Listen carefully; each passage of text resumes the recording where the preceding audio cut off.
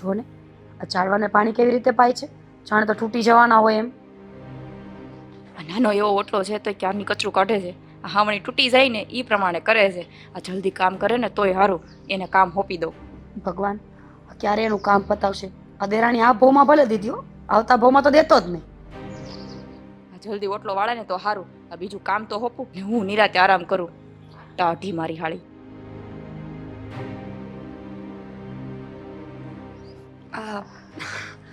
અંકિતા, ક્યારની જોતી હતી કે તું ધીમે ધીમે આ છોડવાને લાગી ન જાય ને એવી રીતે પાણી પીવડાવતી હતી. હા ભાભી, માવજત તો કરવી પડે છોડને, નહીતર બળી જાય, તૂટીએ જાય.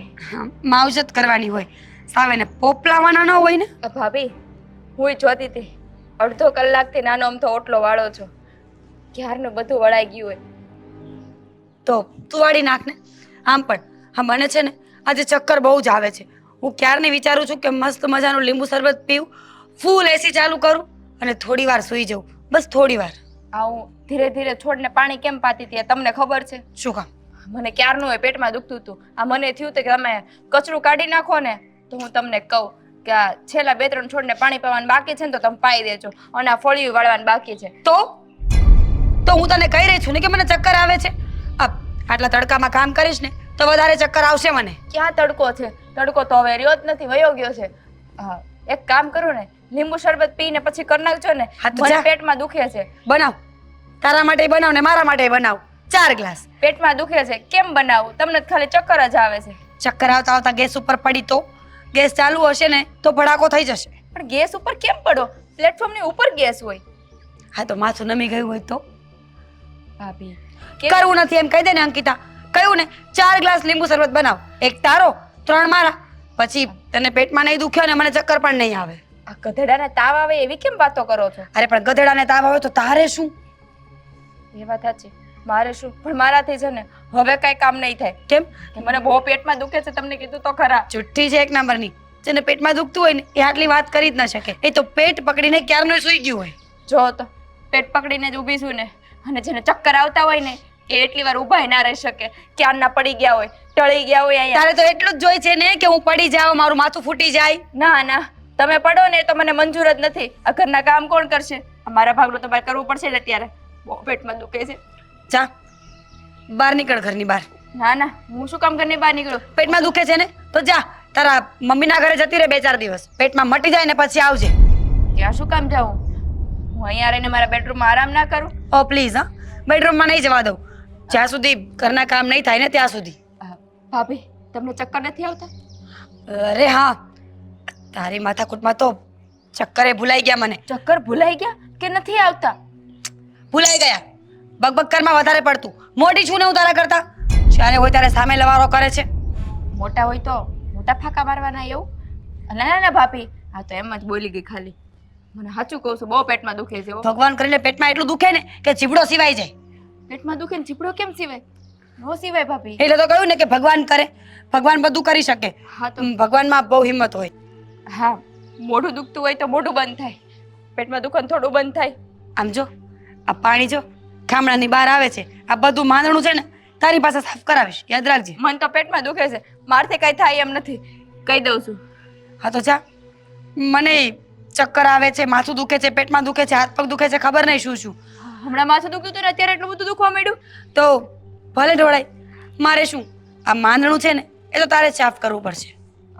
હું કઈ નથી કરવાનું. અરે ભાભી, ચક્કર આવતા નથી ને એમને વયા ગયા તો હું ખોટું બાનું બનાવતી હતી અને એણે બનાવી દીધું. તો ઉલટું મારી ઉપર જ આવી ગયું બધું. બાપા, બધું મારે કરવું પડશે હવે.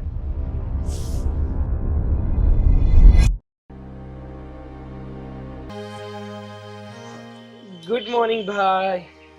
જય સિયારામ. જય શ્રી હા, એકદમ ફ્રેશ લાગો છો ને. નાસ્તો બાસ્તો કરીને બેઠા લાગો છો. નાઈ ને બેઠો. નાઈને બેઠા? હા, તું નહીં ને આવ્યો? કોના નામનું નાવાનું હતું? એ કોઈ ગયું નથી હવે ગાંડા. તો હા, તું ચા પાણી નાસ્તો કરી લીધો તે? મને કોણ આપે? તો પછી મને કોણ આપે? મને થયું કે આજે તમને મળી ગયો લાગે. એવું તો મને રોજે થાય છે. કે હું તૈયાર થઈને અહીંયા બેસું ને તો મારા માટે આમથી ચા ઉડતી ઉડતી આવતી હોય અને હું અહીંયા જ બેઠો રહું ને મારા હાથમાં હા રખાબી અને કપ બંને હોય અને હું નિરાતે ચા પીતો હોય. પણ આ બધું સપનામાં સારું લાગે. અને સાચું કહું તો આ ખોટી ખોટી ચુસ્કી મારવી પણ ગમે, પણ કોઈ દિવસ સાચી ચુસ્કી નહીં મળે. ક્યાંથી મળે? સાચું કહું ને તો તમારા અને મારા. તારે લગ્ન કરવાની જરૂર શું હતી? હા હું એક ઓછો પછતાતો હતો અને હા તું મારી હાલત જોતો નહોતો કે તને પણ શોખ થયો તો મમ્મીને ના પાડી દેવાની જરૂર હતી કે મારે લગ્ન નથી કરવા. અરે પણ ભાઈ મને એવું થયું કે મને તમારી ઉપર દયા આવતી હતી કે મારા ભાભી તો ઘરનું કોઈ કામ નથી કરતા, આ ઘરના બધાય કામ આપણે કરવા પડે છે. તો મને થયું કે લાવને બિચારા ભાઈ કેટલા મુસીબતમાં છે, કેટલા બિચારા થઈ ગયા છે, હું પરણી જાઉં અને મારી જે ઘરવાળી આવશે ને એ બધું જ કામ કરી નાખશે, time to time up to date હશે. વાહ! અને બધું ટાઈમ ટુ ટાઈમ થઈ જાય છે હે ને? ગોળીઓ વાળી જાય છે. તો એ જ તો વાત છે.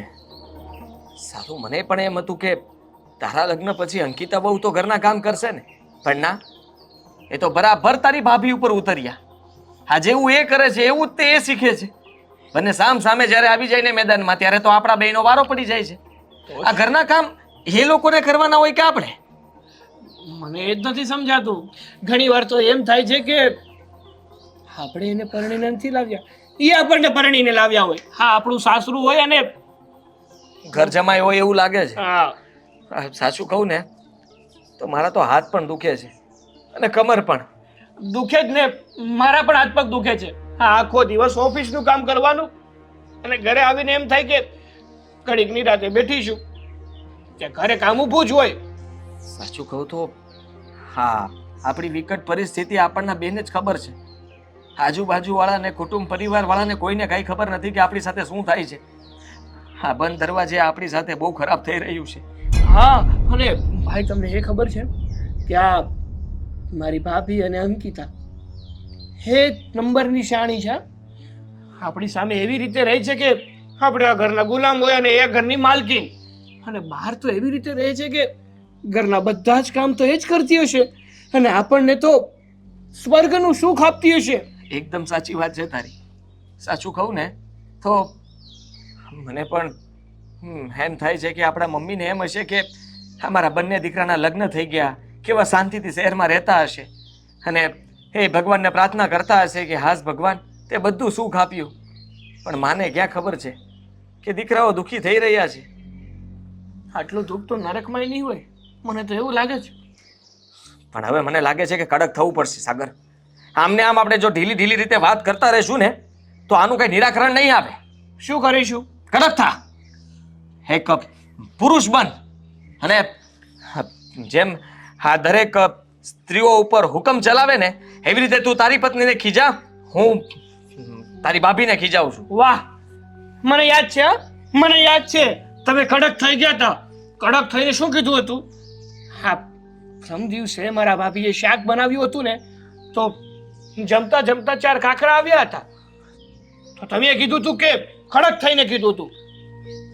જો એ વાત શું કીધું હતું તમે? મેં કીધું હતું કે તારી માએ તને રાંધતા નથી શીખવાડ્યું. હા કંઈક જોઈને હરખું નખાઈને કાકરા કેવી રીતે આવ્યા? હા તો મારા ભાભીએ મસ્ત જવાબ આપી દીધો હતો. હા તો એ જવાબ આપ્યો તો એની સામે મેં એના વાળ પકડ્યા હતા અને જરાક બથાબથી થવાની જ હતી ત્યાં એને કાતર મૂકી દીધી મારા વાળમાં અને વાણંદ પણ વિચારતો રહી ગયો કે આ કઈ રીતના તમે ઘરે વાળ કાપવાની કોશિશ કરી હતી.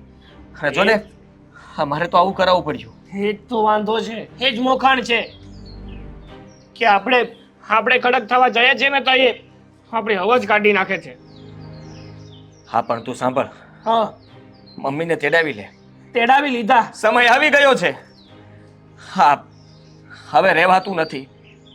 હવે મમ્મી આવશે તો જ કંઈક થશે આ ઘરનું કલ્યાણ. આપણા બે ભાઈનું દુઃખ આપણી મમ્મી જ દૂર કરી શકશે. એટલે તો તેડાવી લીધા. કાલે જ આવે છે મમ્મી. હા હા તો ઠીક છે. ચાલ આપણે છે ને આજે એ લોકોને થોડો પાવર તો બતાવી જ દઈએ. હા તું ચા માગ, હું નાસ્તો માગું. ચાલો થઈ જાય આજે તો. ચા આવું જ છું પાછળ પાછળ. મોટું કોણ છે? મોટાની જવાબદારી આવે છે કે નાનાનું રક્ષણ કરવું. એટલે પહેલા તો મોટા જ જવું જોઈએ. તું હાઈટમાં મોટો છો ને, જા. ઉંમરમાં મોટા તમે છો ને મોટા ભાઈ. ચાલો